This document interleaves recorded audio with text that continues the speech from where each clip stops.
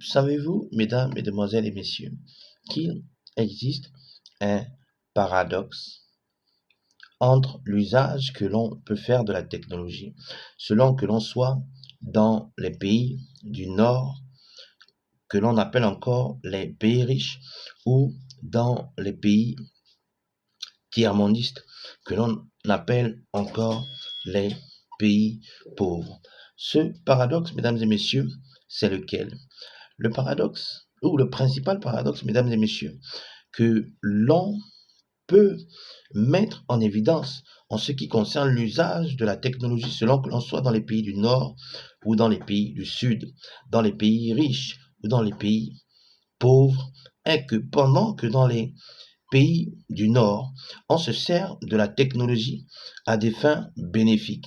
Par exemple, pour faire avancer la science, ou encore, par exemple, pour faciliter le progrès, ou encore, concrètement, en matière de transport, on se sert de la technologie pour franchir le mur du son.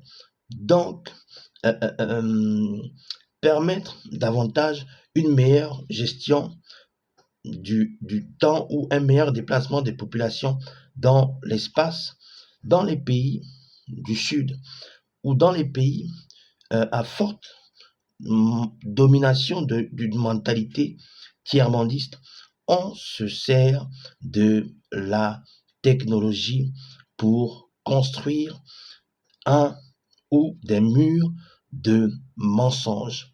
Autrement dit, on se sert plus de la technologie à des fins nuisibles, à des fins néfastes, à des fins négatives.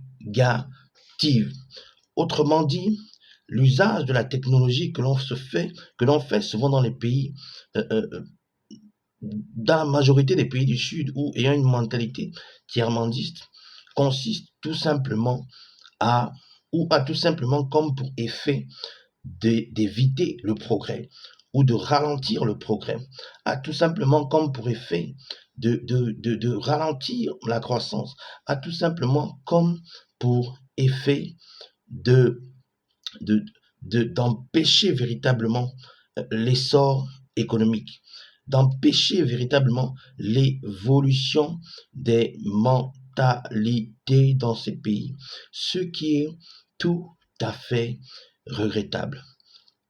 Ce qui est véritablement à déplorer. Et je crois, pour ma part, que si aujourd'hui, il est clair que l'on prône davantage le transfert de technologie entre les pays qui disposent de cette dernière et entre les pays qui n'en disposent pas, le transfert des compétences entre les pays qui disposent d'un certain nombre de compétences dans des domaines spécifiques et les pays qui n'en disposent pas. On prône véritablement que cela soit ou se fasse. Il est important que nous comprenions aussi qu'au-delà du transfert de technologie, qu'au-delà du transfert de compétences, il est plus qu'impérieux que nous puissions véritablement nous focaliser sur l'usage vertueux que l'on peut faire de la technologie ou des technologies et des techniques que nous nous approprions. C'est seulement de cette manière que l'on pourra véritablement garantir le progrès de nos nations. C'est seulement de cette manière qu'on pourra véritablement garantir un essor important dans nos nations, aussi que ceux qui ont des oreilles pour entendre le comprennent. Oui au transfert des technologies, oui au transfert des compétences, mais pas sans la connaissance des de l'apport vertueux de ces technologies que nous importons ou de ces techniques que nous voulons véritablement nous approprier. Oui, pour le transfert des technologies et des compétences, mais pas sans, autant pour moi, les qualités vertueuses qui les accompagnent.